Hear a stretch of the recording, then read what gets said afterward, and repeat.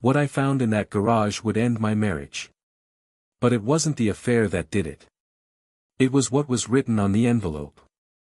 The first time I followed my wife, I expected to catch her lying. I didn't expect to see her boss hand her an envelope with my own name written across the front. My name is Daniel Mercer. I was 43 when this happened, old enough to know people rarely change overnight, and experienced enough to know betrayal usually announces itself through small mistakes first. A receipt in the wrong pocket. A sentence rehearsed too carefully. A smile that disappears the moment you walk into the room. My wife, Claire, had always been intelligent, not simply educated, but strategic. She remembered what people wanted, what embarrassed them, which version of the truth they were most likely to believe. At dinner parties she could make a stranger feel fascinating while quietly learning enough about him to control the next conversation. For 16 years I considered that talent impressive. Then she began using it on me. We met at a hospital fundraiser, 10 months after my father's funeral. I hadn't wanted to go, my mother insisted I'd been alone with the paperwork and the empty house long enough. Claire found me at the edge of the room, hiding behind a glass of wine I wasn't drinking, and told me I looked like a man who'd rather be anywhere else. I said that depended on where else was available.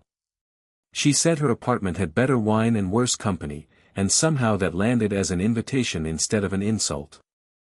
She asked what my father had been like, not what he'd done for a living or what he'd left me, and I remember thinking it was the first time in months anyone had asked about him as a person instead of an estate.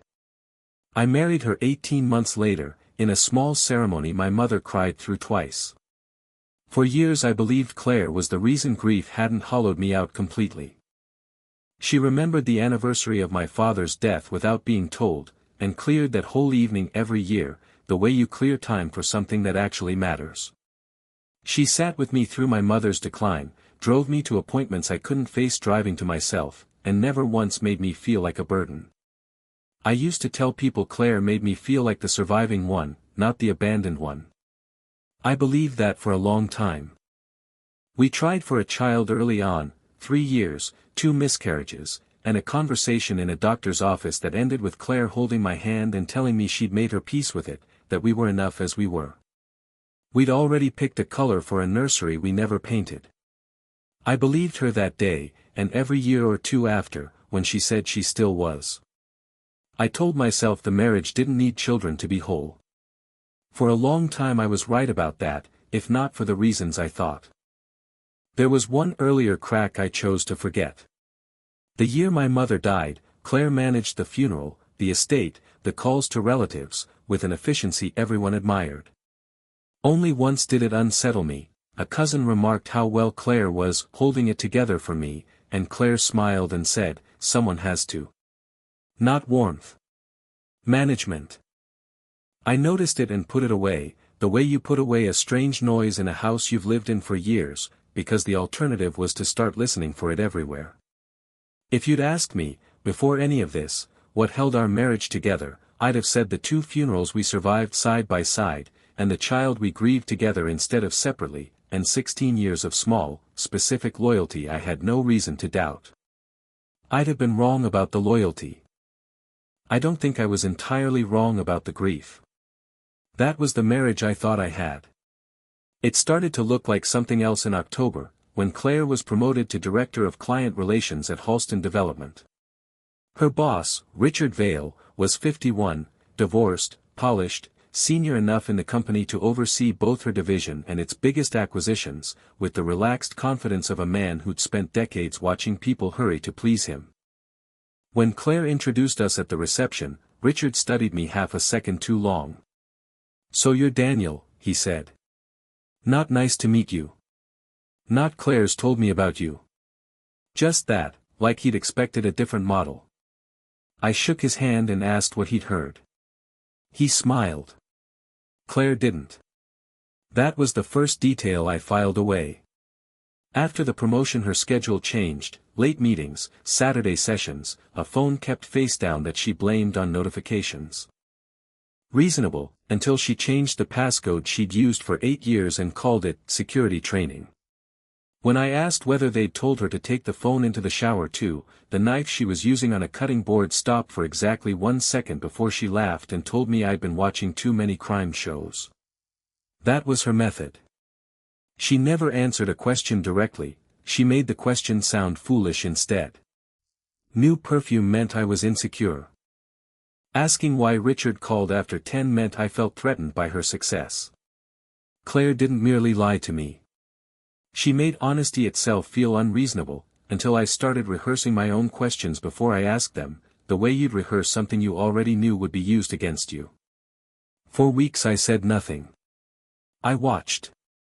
Her Tuesday meetings ended at 8:30, she got home at 10:15, from an office 20 minutes away, carrying coffee from a cafe that closed at 9. She mentioned Richard constantly, then all at once stopped, which told me more than the mentions had. People conceal important things in 2 stages: first they overshare, then, realizing they've built a pattern, they erase the subject completely. The mistake is believing silence erases what came before it. On the second Thursday in November, Claire said she had a budget dinner across town. "Don't wait up," she said, fastening an earring in the hallway mirror. She was wearing the dark green dress I'd bought her for our anniversary, the one she'd once called too formal for ordinary restaurants. "What hotel is it at?" Her hand paused near her ear. "The Marbury. Good restaurant." "You've never been there?" "No. But you told me the budget dinner was there last month." Her eyes met mine in the mirror. 3 seconds, neither of us moving. Then she smiled. "No, last month was the Marlton." Similar names. The correction was perfect. Immediate, calm, clearly rehearsed. She kissed my cheek and left. I waited 12 minutes, then took my keys. I wasn't proud of following her, but pride is a luxury when someone is rearranging reality inside your own home. I kept cars between us and obeyed every light. She drove past the Marbury without slowing, north, into an old commercial district where office towers emptied by 6, and down into the underground garage of a private club called the Harrington House. I parked across the street beside a closed furniture showroom, engine off, watching my breath fog the windshield in the cold. At 8:07, Richard arrived alone. No directors. No budget reports. 45 minutes later, he and Claire came out through a side entrance and stood beneath a yellow security light, close enough that there was no professional explanation left. He touched her waist. She leaned in and whispered something that made them both laugh. Then he kissed her, not for the first time. There was routine in it. The casual confidence of 2 people who believed the hard part was already behind them. Something inside me went quiet. Not broke. Quiet. For one absurd second I thought of our wedding, Claire laughing so hard at my best man's toast that she had to set her glass down, and then, just as fast, of the nursery we never painted, and the way she'd held my hand in that doctor's office like it was the 2 of us against something, not her managing me through it. Both memories sat there refusing to reconcile with the woman under that light. Anger would come later. First came analysis. I photographed them through the windshield. Richard opened a briefcase and handed her a large cream envelope. She glanced at the street and slipped it into her bag. But before she did, the security light caught the front, and I saw 2 words in black ink, Daniel Mercer. My full name. She kissed him again, got in her car, and drove home. I sat in the dark a while longer. The affair explained the lies. It didn't explain the envelope. And watching Richard vanish back into the garage, I understood my wife wasn't only planning a life with another man. She and her boss were planning something for me. By the time she got home I had taken off my shoes, poured tea, and opened a book I hadn't touched in 3 years.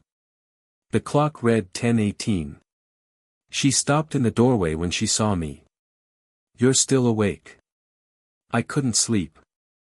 She set her handbag on the console, the envelope inside it, 15 feet from me. "How was the dinner?" "Exhausting. Richard kept everyone there forever." "Anyone I know?" That earned me a glance. Claire disliked broad questions, they made her build more detail, and every detail was another object she had to carry without dropping. "No," she said. "Why are you interrogating me?" There it was. For harmless questions, and I was suddenly the aggressor. "I'm making conversation. You don't usually care about my meetings." "I care about your life." A tired laugh. "No, Daniel. You care when you feel excluded from it." She came closer and touched my cheek. "I know the promotion's been difficult for you." "My promotion?" "My promotion," she corrected, smiling. "You know what I meant." I did. She wanted me to accept the role she'd written for me: jealous husband, stagnant career, fragile ego, so every future accusation could be dismissed as resentment. I could have told her about the photographs, the kiss, the envelope. But evidence is most useful before the suspect knows you have it. So I kissed her hand and told her to get some sleep. She went upstairs with the envelope. I waited for the bedroom door to close, then wrote down every sentence she'd used that night, not because I feared forgetting them, but because patterns become clearer on paper. It struck me, writing them out in my own kitchen at midnight, that I had never once in 16 years kept notes on my wife. I was doing it now with the same hand I'd used to sign her name onto a marriage license, and some part of me already understood that whatever came after this notebook, it wouldn't be a marriage I was defending anymore. It would be a case. I didn't know yet that the envelope wasn't the strangest thing about that night. It would take 6 more weeks before I learned my wife had been carrying a name that was never hers, long before I ever put it on a marriage certificate. The next morning I set my first small trap, mentioned the Marbury casually, then a blue scarf she'd never actually worn, to see whether she'd correct a detail she couldn't remember. She recovered too smoothly to be innocent and too carefully to be honest, and a message flashed on her locked phone before she'd even come downstairs: "Did he ask about last night?" It vanished before I could read more, read remotely, from her watch. Small confirmations like that became the week's rhythm. That morning also handed me something better than a trap. The envelope, thick the night before, had left the house flat the next morning. Whatever had been inside it was no longer with her. I searched only the places we both used and found a thin edge of paper beneath the printer's rear compartment. Clever. Almost. The pages were a valuation of the house, a list of our savings and mortgage balance, and a draft separation agreement from Richard's personal attorney. According to it, Claire intended to claim I'd become emotionally unstable, controlling, unpredictable, exclusive use of the house, temporary control of our accounts, an order barring me from her office. The affair appeared nowhere in it. Richard's name showed up once, as a witness, concerned about Claire's safety. At the bottom, in his own handwriting, "Once Daniel reacts, we file immediately." That was the plan. The late nights, the perfume, the careless messages, none of it careless. Bait. She wanted me angry, wanted a confrontation Richard could witness and their attorney could turn into evidence. The affair wasn't only betrayal. It was built to make me destroy my own credibility. I put everything back exactly as I'd found it and decided to give them something more dangerous than my anger. I'd let them believe the plan was working. For 4 days I became the husband they needed, suspicious, restless, almost angry, but never when a camera might be running. On Friday I left my phone recording on the counter under a folded newspaper and told Claire, over coffee, that I was thinking of stopping by her office for lunch. Her cup stopped halfway to her mouth. "Why?" "We haven't had lunch in months." "I'm busy." "Too fast." She softened her voice. Today was impossible, Richard had clients. I said I wouldn't disturb anyone. "You're trying to check up on me." I suggested lunch. "This is what I was talking about, Daniel. You're becoming obsessive." Obsessive. Not worried, not jealous. A legal word wearing a marital complaint as a disguise. I let my jaw tighten, let a long breath through my nose, just enough for her to believe she was pressing the right buttons, then picked up my keys and said I was going for a drive. She called Richard 10 minutes later. The number on our home phone bill told me everything I needed about the purpose of that call. That afternoon I watched Halston's building from a public garage across the street, not to go in but to see whether Claire's schedule matched her story. Richard left first with a black folder, Claire followed, took a deliberately wrong turn, then circled back onto his route, smart to leave separately, less smart to end up on the same road anyway. I trailed them to an office complex near the courthouse, where Richard disappeared into a building of accountants, mediators, and a family law practice with no relation to my name. Claire waited 7 minutes before joining him. They came out nearly an hour later, Claire pleased, Richard cautious, and stood by her car without touching, the posture of colleagues discussing business, until Claire said something that erased the calm from his face. He answered sharply. She stepped closer, blocked his retreat, opened her bag, and showed him something on her phone. Whatever it wasn't persuasion. It was leverage, and it worked instantly. His shoulders dropped, his face tightened, and he leaned in to argue with visible anger while she only smiled, the particular smile of someone confirming a lock has clicked shut. That was the moment I stopped thinking of Richard as the architect of anything. He was still sleeping with my wife, still helping her build a case against me, but in that parking lot, he looked less like a partner than an asset she'd already compromised. She found me cooking when she got home. "You seem better." "I've been thinking." "That usually helps," she said kindly, the insult beneath it precise. Over dinner I told her I owed her an apology, for questioning her, for letting my insecurity become her problem.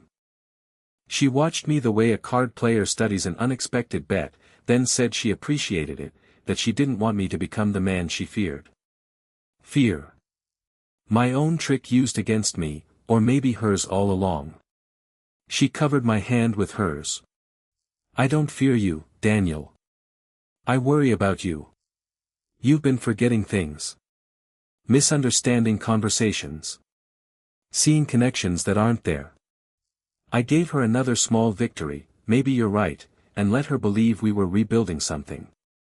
After dinner, while she took a call upstairs, I opened an encrypted folder and started filling it, photographs, copied documents, the breakfast recording. Then I found something in Richard's attorney's public calendar, a private mediation the following Wednesday, booked by Halston Development, reserved for 4 people. Claire. Richard. Their attorney. And 1 seat that Halston's own internal booking system listed only as outside counsel, with no name attached. That night a message lit Claire's phone as she slept, from a contact saved only as M. "He still believes the affair is the secret." I stared at it until the screen went dark. She knew I was investigating her, and she wanted me to find Richard. The affair wasn't the mystery. It was more bait. The next morning I told her I'd made an appointment with a therapist, for Wednesday at 3, 30 minutes after the mediation was set to start. I'd invented both the appointment and the doctor's name for exactly that reason. She didn't look surprised. She looked interested, then relieved in a way that had nothing to do with my well-being. A therapist could be turned into documentation. 20 minutes after she left, I called the firm hosting the mediation and asked, as though confirming a detail, whether a Dr. Bell should attend Wednesday's meeting. The receptionist didn't recognize the name, but she didn't say I wasn't a participant either. When I mentioned Marianne, fishing for a name to match the initial M, she lowered her voice and said Ms. Voss handled the supporting documents but wasn't in that day. Marianne Voss turned out to be a workplace risk consultant retained by Halston, her listed specialties executive protection and employee separation strategy, a polite title for someone paid to make problems disappear quietly. I remembered her from a company reception, introduced as an outside consultant, modernizing internal procedures. She'd spent that entire evening watching people. Including me. By midday, an office claiming to be Dr. Martin Bell's called to confirm my appointment, built in under 3 hours, on a name I'd invented, at Claire's request. There was no such doctor. There was only a building on Grant Street that belonged to Halston. By the time I let Claire believe the worst thing my marriage had cost me was another man, I still thought I understood the shape of it. I was wrong by a number with 6 zeros in it. On Wednesday morning she set a document beside my coffee and called it a formality, the first lie of the day. It was a preliminary capacity evaluation, drafted by a psychiatric consultant Halston's legal team had retained, and it authorized sending any future assessment of me to Marianne and the company. No evaluation had actually taken place. The cover letter already described a pattern: confusion, paranoia, difficulty separating assumption from fact. "You had this drawn up?" I asked. "To save time, before your appointment." "How thoughtful." She smiled as if she hadn't heard the edge in my voice. "The consultant may need to loop in my employer. Richard's legal team wants everyone protected." "Protected from what?" "Daniel, we've discussed this." "No. You've made statements." "That isn't the same thing." I picked up the pen and signed it David Mercer. For 1 second, panic moved across her face. Then it turned into something closer to excitement, proof of the story she'd spent weeks building, handed to her by my own hand. "Don't worry," she said softly. "I'll correct it," and carried it upstairs. I'd already clipped a small recorder beneath the dining table. Her call to Marianne came less than a minute later. "He signed it wrong. Don't alter it, bring it exactly as is, that may help us." "And if he refuses the agreement?" "We document the refusal as further evidence of impaired judgment." "What about Richard?" "He's becoming a liability." "I can control Richard." "You said that last week." "He'll cooperate once he understands what happens if he doesn't." I sat alone at the table afterward, looking at the empty chair across from me. Claire wasn't protecting an affair. She was managing everyone connected to it. That afternoon I didn't go to the fake therapist's address. I found a bench in a glass-walled courtyard lobby next door, where the conference room windows sat directly across a narrow strip of gray afternoon light. Marianne arrived at 2:18, Richard at 2:24, Claire at 2:29 with the capacity evaluation in hand. The fourth seat stayed empty until 2:37, when a man neither of us had met walked in carrying a briefcase stamped with the sealed insignia of a private holding company, and set a folder on the table. Richard stood and pointed at Claire before Marianne closed the blinds, 3 seconds too late for me to miss the title printed across that folder: Mercer Property Acquisition. Not marital property. Not a settlement. Acquisition. My family owned a narrow strip of commercial land near the Western Bypass, bought by my father 30 years earlier, worthless until the city approved a transportation corridor nearby 6 months ago. Halston had tried to buy it twice. I'd refused both times. Claire knew exactly what that land could become. She'd helped me file the ownership papers herself. Now I understood the shape of it: the false capacity evaluation, the instability claim, the release form, the separation agreement giving her temporary control of our finances. They didn't want the house. They wanted authority to sell my land before its real value became public. Richard came out alone, pale, tie loose, looking less like an executive than a man who just realized he was standing inside someone else's trap. He warned me off with a gesture and met me by my car 10 minutes later. "You shouldn't have come. Neither should you. I can explain, Claire. I'm not interested in how the affair started. I'm interested in why my wife needs control of the Mercer property." He glanced at the cameras. "You don't understand what she has on me."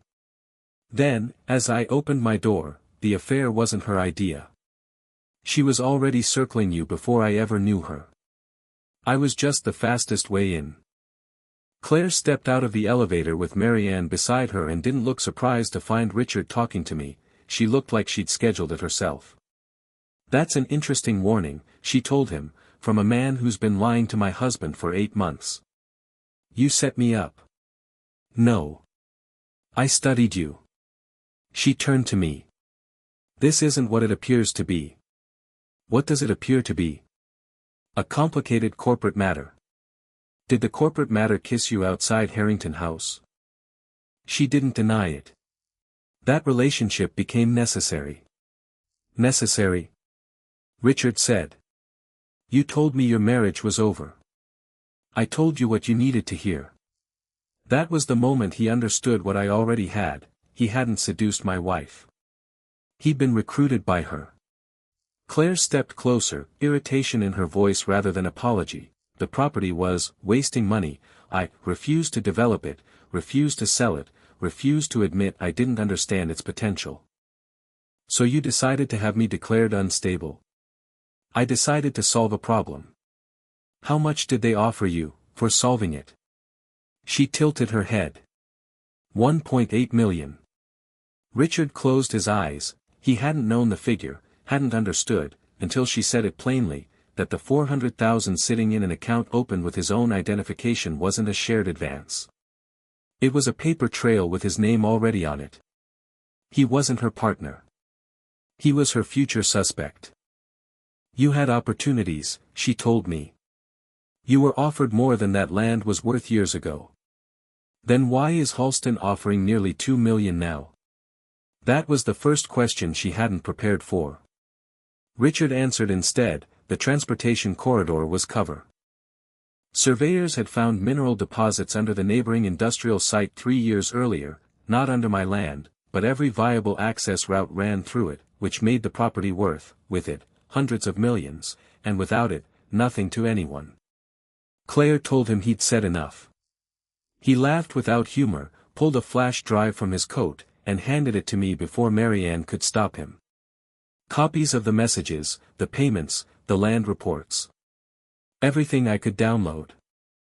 Claire's calm finally cracked. She stepped toward him, said give me that, and then, watching the drive settle into my hand, smiled again. Too quickly. That's when I understood the drive wasn't the victory Richard thought it was. Thank you, she said. For finally giving Daniel the stolen files. A camera light blinked red above us. Marianne already had it recording on her phone. She'd turned our evidence into evidence against us. Again. But she hadn't noticed the recorder inside my jacket. And she had just confessed to everything. I set the drive on the hood of my car instead of taking it. I don't accept stolen property. Claire's eyes searched my face for fear that wasn't there. You already accepted it, Marianne said. The recording's clear.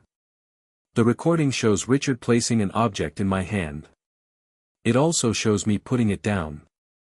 I called Elena, my attorney, and put her on speaker without mentioning the recorder. Do not touch the drive again. Photograph it, leave, send me everything. Which recording? Claire asked.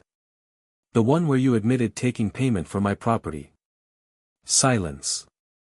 Richard turned to look at her. Marianne lowered her phone. Claire's smile took real effort this time. You misunderstood a hypothetical. You gave me an exact figure. I was explaining an offer. Paid after the transfer, you said.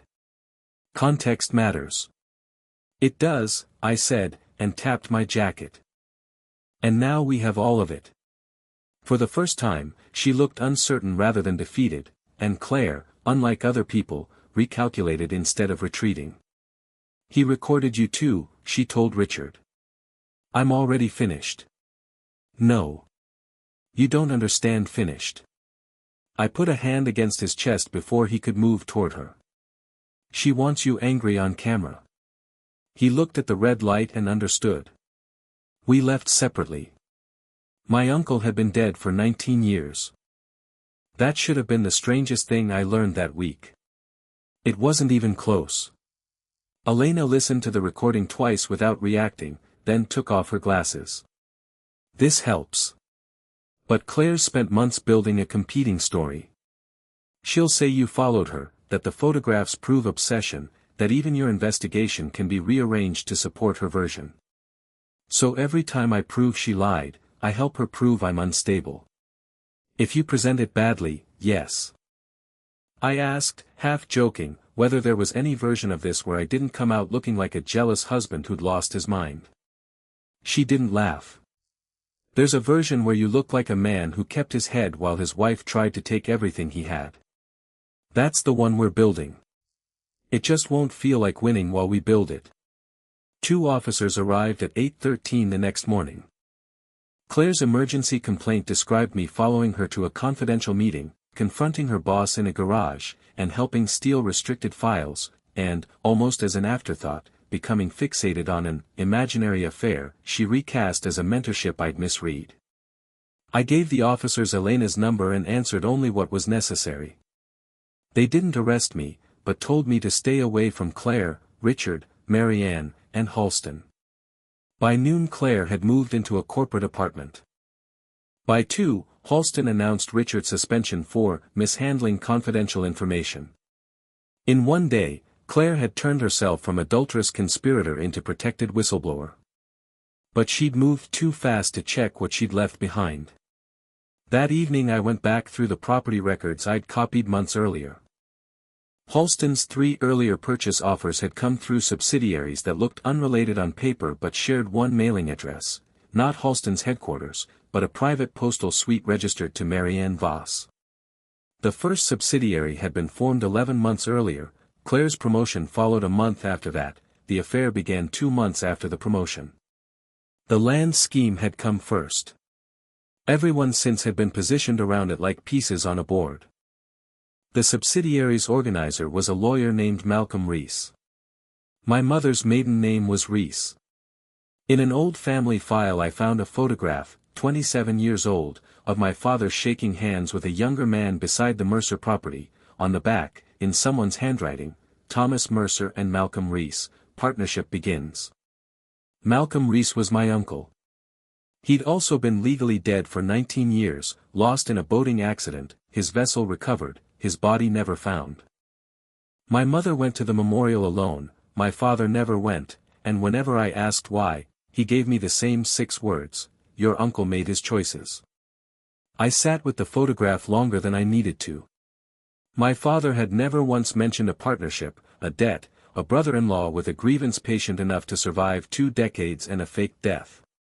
He'd raised me to believe the land was simply ours, the way a name is simply yours, and he died without telling me it came with an enemy attached. Claire hadn't been hired because she was my wife. She'd been chosen because someone in my own family had been trying to reclaim that land for decades. The next morning, on a secure call, Richard told me Claire had already emptied the $400,000 sitting in his account. I asked if he'd ever met a Malcolm Reese. No. Think carefully. A long silence, then, there'd been an older, thin, gray-haired man at a company dinner last winter, introduced only as Mr. Reed. When Claire walked in, the man had said, "You look just like your mother," and Claire laughed and changed the subject. Claire had told me both her parents died before we met. She kept no photographs, never discussed her childhood, and I had read that silence as grief for 16 years. Elena checked the marriage records that afternoon. There was no Claire Bennett born on the date listed on our marriage license. The supporting birth certificate had been issued 9 months before our wedding, a delayed record for a real Claire Bennett who died at 6 weeks old.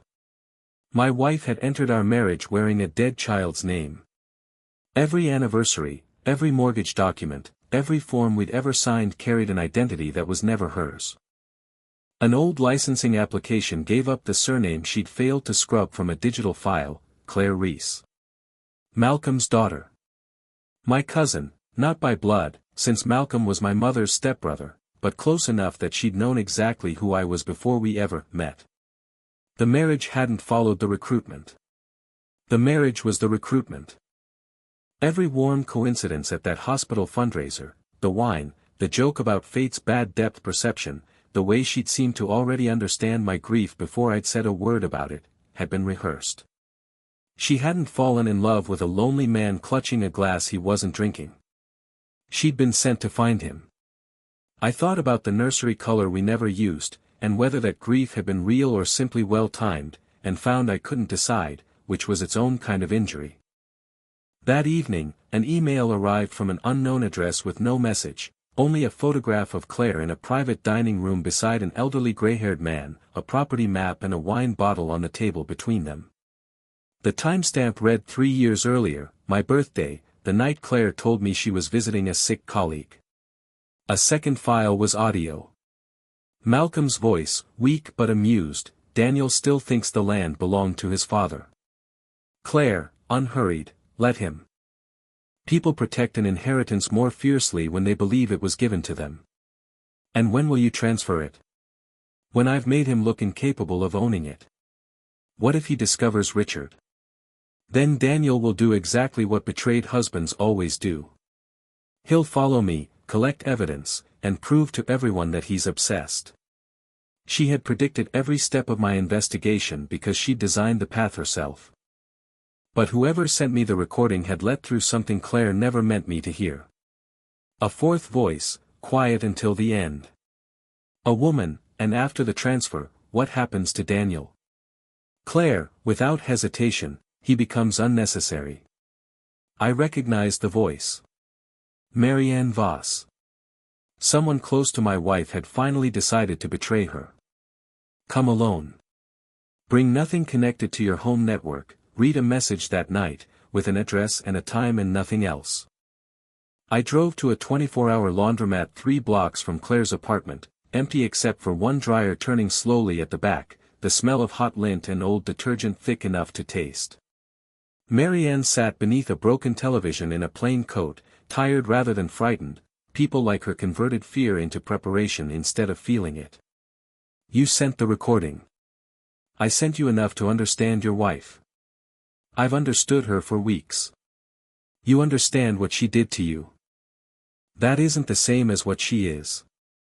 I asked her to explain it anyway, more out of exhaustion than curiosity. What I hadn't stopped being surprised by was how calmly other people discussed her, as though she were a market condition rather than someone who'd cried at our wedding. She told me Malcolm had spent decades convinced my father had cheated him out of his share, a belief that had become the organizing principle of his life, and had raised Claire inside that grievance. She'd learned my family's history before she learned mine. She was meant to stay close for 2 years, long enough to push a sale. When the land didn't rise in value fast enough, she stayed anyway. 16 years. What does a person tell herself, doing that? That patience makes deception respectable. 2 weeks earlier, Claire had told Marianne to prepare a case for permanent guardianship instead of a settlement, total, indefinite control of every account and decision carrying my name, land or no land. She wasn't leaving me. No. She was erasing me. Yes. No satisfaction in the answer. Just accuracy. Marianne slid a small key across the table, access to a locked cabinet behind Claire's bedroom wall panel, supposedly holding copies of every payment and instruction Claire had gathered on Malcolm, Richard, Marianne, and people I'd never heard of. Insurance, in case anyone tried to deny her a share. You could get it yourself. She changed the alarm authorization yesterday. But mine still works. Her hesitation told me enough. Claire had registered the apartment's emergency access under my name, so if anyone broke in, the record would point to me. Another trap. You didn't ask me here to help me. You want me recorded going into that apartment while you take whatever you need and I become the suspect. Her face hardened. You're more observant than she said. I left the key on the table. I'm walking away from the evidence she expects me to steal. Elena and I spent the next hour arranging a legal request instead, and by 7:10 the following morning a judge had approved a temporary preservation order for the apartment and everything in it. By 8:05 Elena arrived with an officer and a forensic specialist. Claire was gone. The cabinet was empty. But the apartment wasn't clean. On the desk sat a printed reservation for that evening under the name Claire Bennett, destination a country with no simple extradition process, and beside it a second ticket in the name Malcolm Reese. In the wastebasket, a torn photograph of Richard standing beside Malcolm at a private airfield, with one word written across his face in Claire's hand, next. She wasn't escaping with her father. She was mailing him out of the country like unwanted evidence. Investigators met Malcolm at the terminal under the authority of the preservation order. He didn't resist. He only asked, "Where is my daughter?" No one answered. I wasn't there to hear it, but Elena told me later, and I found I felt almost nothing for him, an old man who'd spent 19 years pretending to be dead so he could finish stealing from a family that had once shaken his hand in a photograph, discovering in one sentence that his own daughter had never intended to sit beside him on that plane. There was no reservation under Claire's real name, false name, or any identity Elena could trace to her. Only Malcolm's, on the seat, on the financial instructions, on the account meant to receive the payment.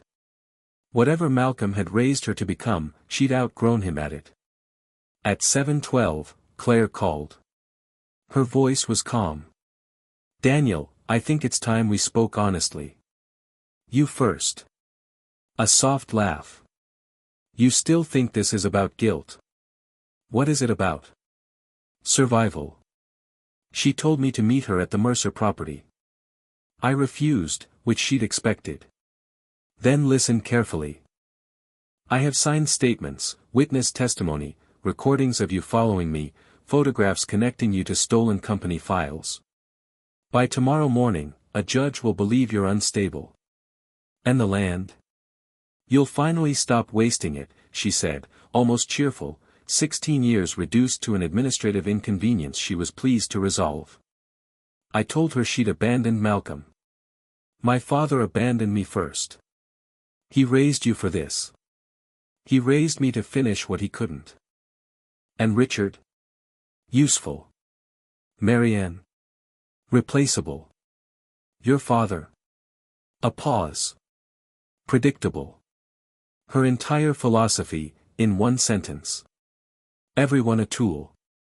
Everyone temporary. Everyone eventually blamed. Including me. I found, underneath the calm I'd been holding all week, that it cost me something to keep my voice even. Somewhere in me was still the man who'd married her, who remembered her laughing at a wedding toast, who'd believed for 16 years that the woman who'd sat with him through his mother's dying was the safest place he had left. I let that man have his silence for exactly as long as it took to breathe once, then put him away, because he wasn't going to be useful for what came next. You forgot something. I rarely forget anything. The trust. She went quiet. My father hadn't transferred the land to me directly, he'd placed it in an irrevocable family trust with an independent trustee, and the copy Claire had found named me as beneficiary but wasn't the complete agreement.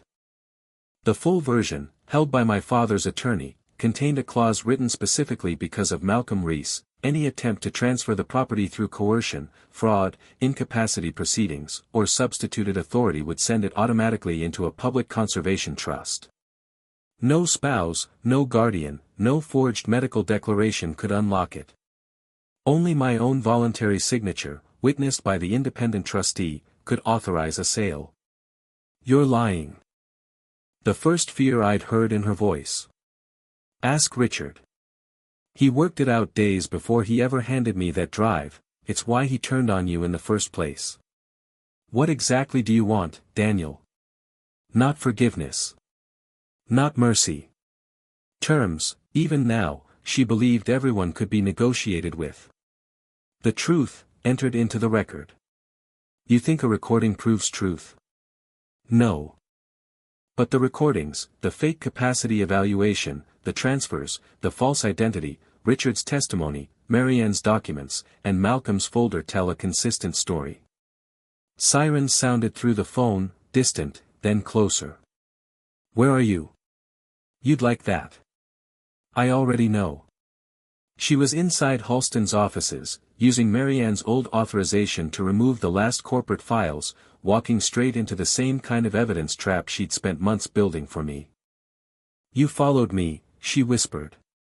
No, I said, looking at Elena beside me. I stopped following you. I let the facts do it. Neither of us spoke for a few seconds. Then her voice softened into something I hadn't heard since the beginning, warm, wounded, almost sincere. Was none of our marriage real to you? I closed my eyes. Even at the end, she was trying to reverse the question. You chose me because of the land. That doesn't mean every moment was false. No, I said. It means every real moment was something you were willing to sell. A door opened on her end. Someone told her to put the phone on the desk. She didn't say goodbye.